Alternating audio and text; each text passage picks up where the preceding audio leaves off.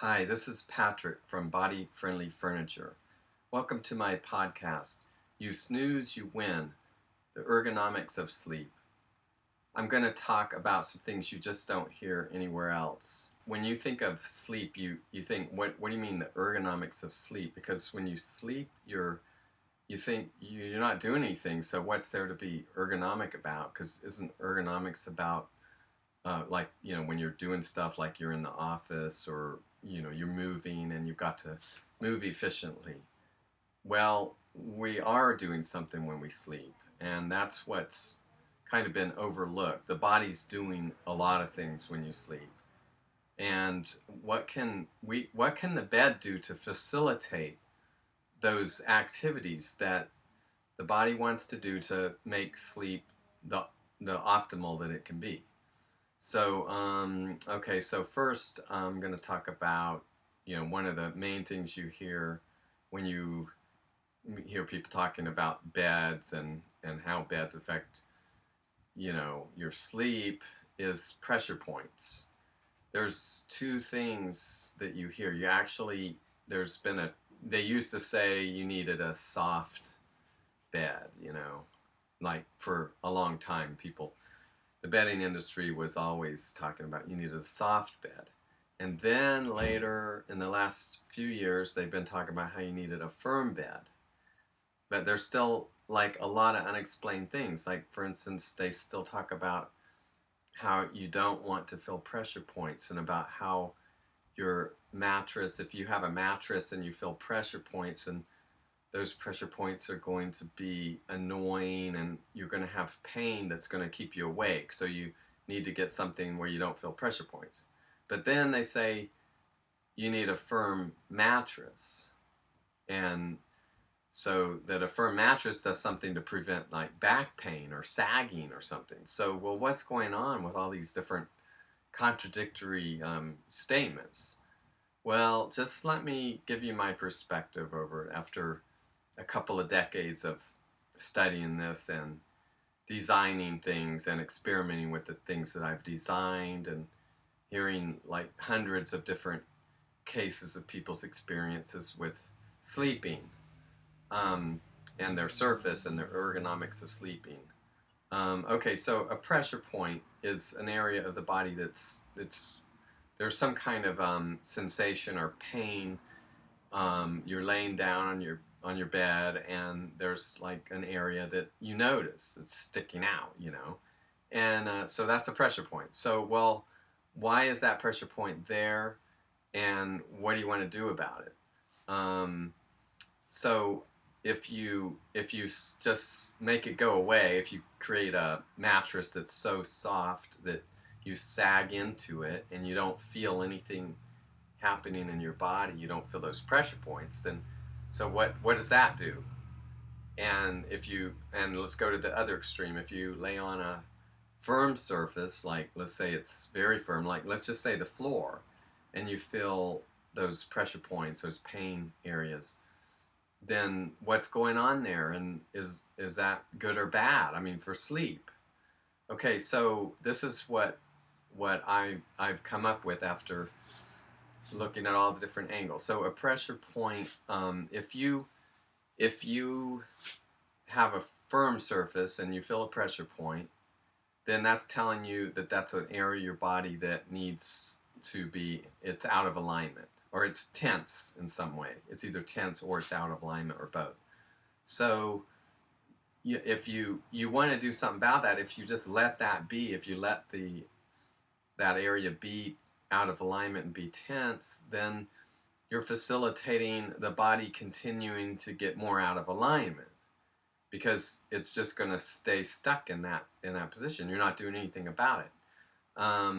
So if you're laying on a more firm surface, you feel that pressure point, then that firm surface is giving you some feedback. It's saying, it's biofeedback. It's saying, look, this is a part of your body. It's sticking out, and there's some pain there, and I want you to know about it.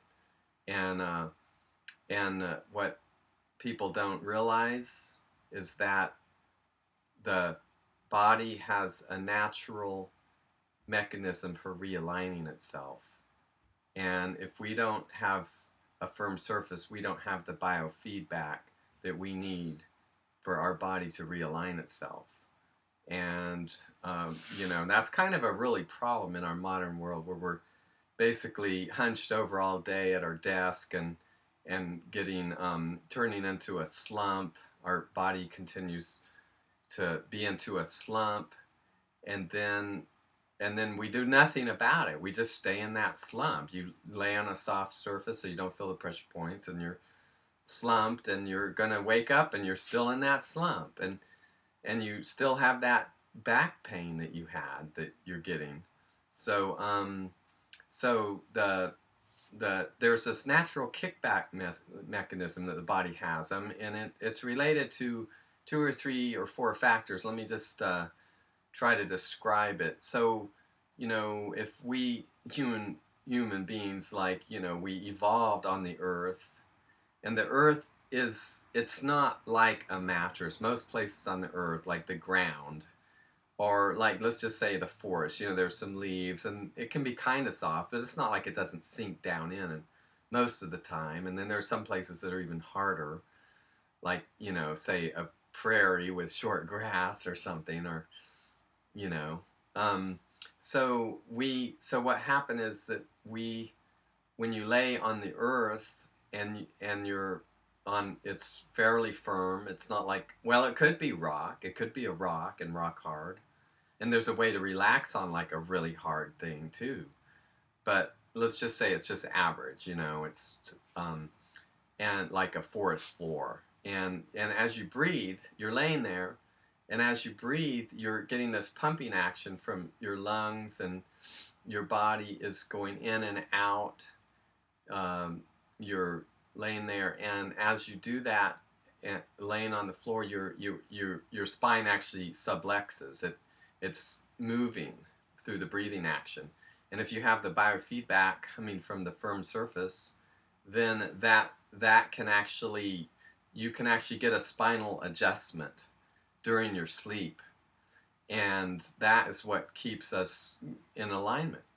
That's a natural kickback mechanism, biofeedback mechanism that in our modern world with too soft of surfaces we're missing, and so that is the advantage of one of the advantages of the firm surface is alignment. It gives us feedback, biofeedback, so that we can stay in alignment, and not just biofeedback, but it actually realigns us while we're breathing.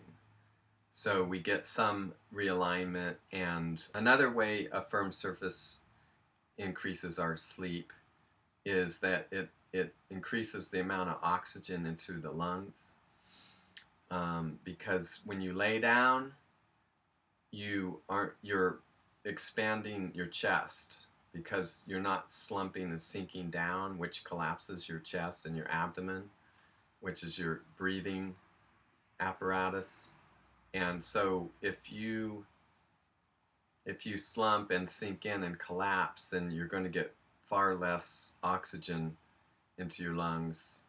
And so that oxygen is really important, extremely important, because we know, first off, it's one of the things that establishes the relaxation response, because when you can breathe deeply and slowly, your stress hormones decrease and your relaxation hormones increase, and you relax, and when you relax, you go into the sleep. It facilitates going into the full sleep cycle. Another benefit of sleeping on a firm surface is increase of circulation. That means blood and lymph flow through the veins, arteries, and capillaries. And the way this happens is because a firm surface where you have more weight bearing on your bones, so that means less on your muscles.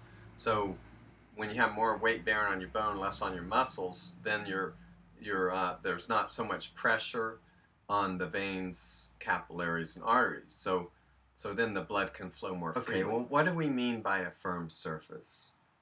That can be so vague. Sometimes you see, a bed, company is like talking about, they're bragging about how they have like this firm surface, and then but then it's like 2 feet thick maybe, like they have box springs and this layer of something and this layer and layer, and then it's like perfect when it gets up to the top.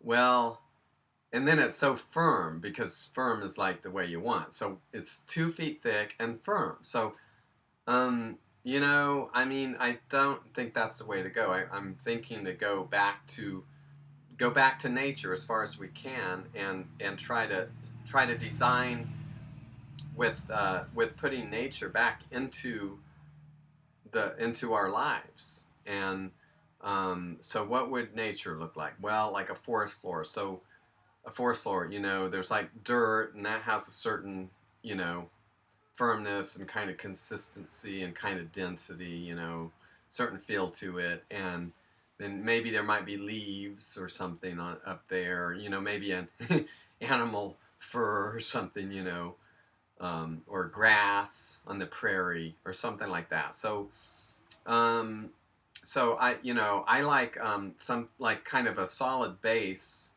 underneath, like either a floor or a platform bed, and then padding on top of that that gives you just a little bit of resiliency that can kind of be like that, the leaves or the grass or the fur on the hide that you're sleeping on. So um, I think that you want a little resiliency, so you don't get it's like reasonable, but you want it to stop. You want to feel like there's a place where it doesn't continue to go down, and it doesn't bounce, and like foam, like any kind of foam, like even latex, even organic natural latex. I mean, I don't think that's the way to go, because it puts you into that immobile position where you're not feeling the pressure points. And I think that there's something that has a little spring to it, but you feel the bottom, you hit something down there. There's some place where it stops and it supports you.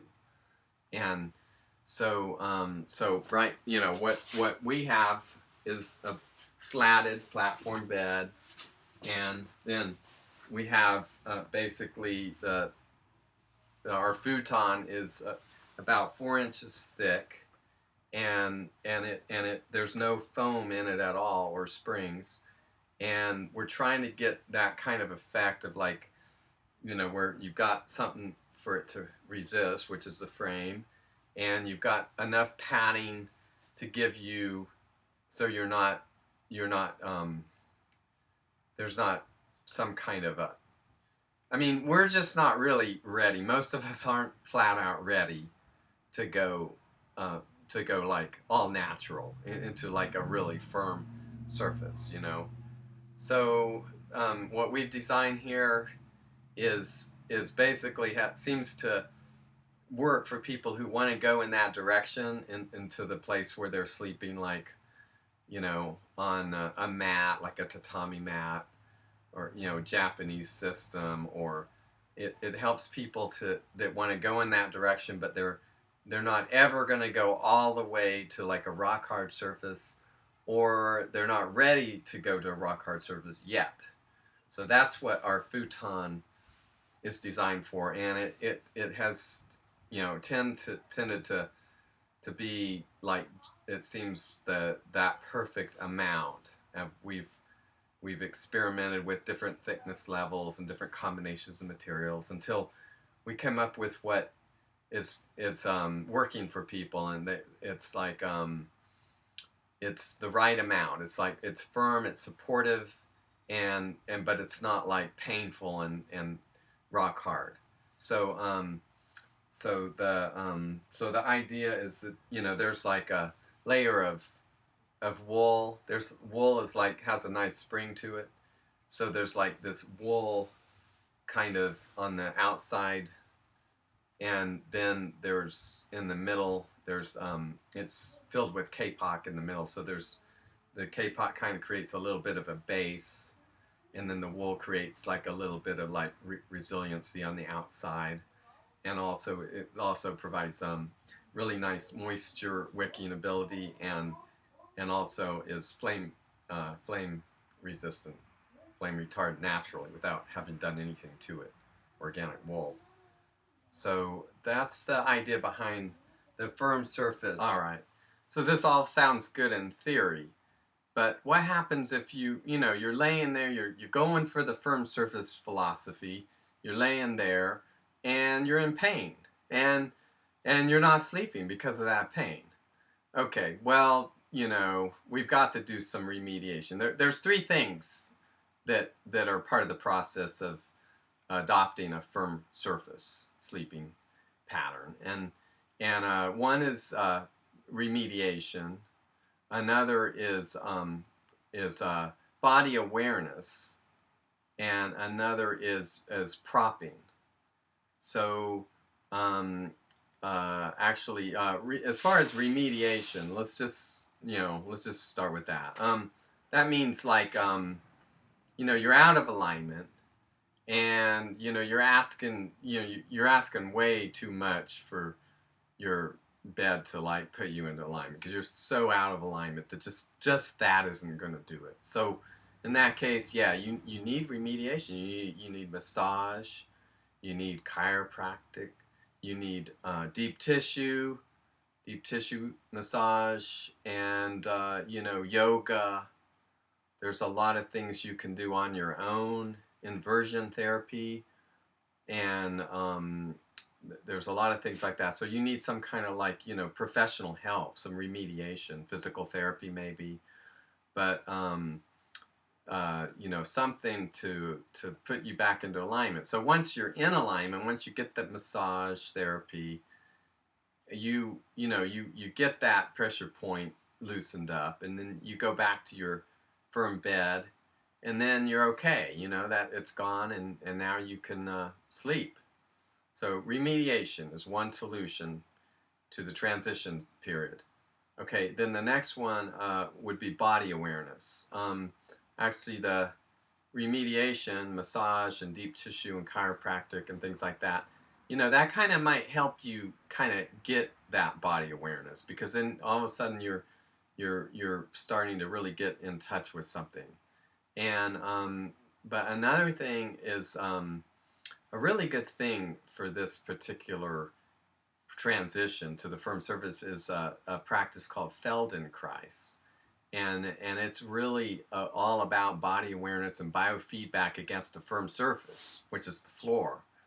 And just it's amazing how, with just putting your attention, using you need a pretty much a qualified instructor to get started doing it. But once you learn Feldenkrais, just even one or two lessons, you can go and you can start to relax a lot of the places that are pressure points. You can relax those areas, so that the idea is you want to end up so that your entire body is so relaxed that there isn't one area that's more tense than another. And so if you could relax all your cells and all your muscles, like, and your joints, if you could relax everything like perfectly evenly, you basically would feel about like you were floating. And that's what we're aiming at, that floating feeling. And then the third thing that helps to adopt a firm surface is propping. So propping, because like you were relying on a soft mattress to take care of a lot of the curves in your body. Your hips are like sinking in and things like that. Your shoulders, when you're laying on your side, your shoulder kind of pushes in and your hip kind of pushes in. And so now when you're on this firm surface, those things that used to sink in, they're not sinking in. They're like staying up.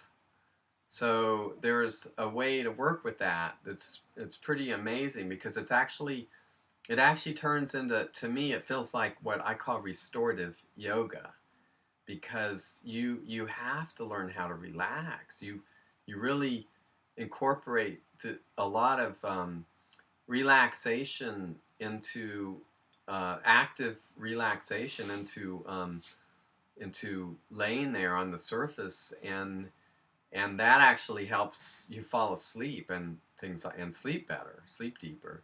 So I'm just gonna demonstrate a little bit about some of the propping techniques that work to help to move you to the firm surface. Okay, so see, it stops somewhere. I mean, it's not rock hard, but it's supportive. Okay, first off, I'll talk about pillows. Like this, this is a buckwheat pillow. This is a Japanese thing. And by the way, this whole philosophy, the Japanese, they're all over firm surfaces. I mean, they never adopted, even to this day, they really haven't adopted our philosophy about sinking in. And so a lot of this idea and a lot of this technology and design comes directly from Asia. And okay, so Japanese buckwheat pillow. And what's different about it from Western pillow is that, look at the size of it.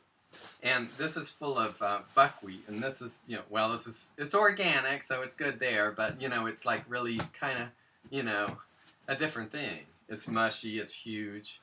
And I mean, like, look at the difference. Like, you're laying here, you put your head on this thing, and what does it do? It, like, pushes your neck and your head up and creates like you're out of alignment.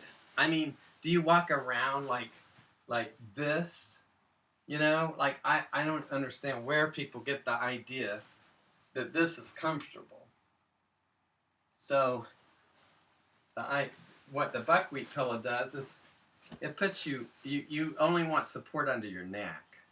Because if you push your head, then you're doing this. And if you just support just your neck, and it kind of takes the shape of your neck area. So if you're just doing this, then your spine is straight because you're not pushing your head. You're only supporting your neck.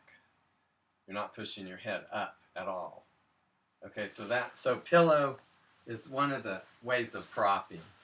And okay, so that's your neck. And then so if you're sleeping on your back, then you also, you have the curve in your lower back, and a lot of people, notice that will flatten when you get on a hard surface. They'll have a lower back pain, and so the way you remedy that is real simple. You just put something underneath behind your knees, and then what happens is when your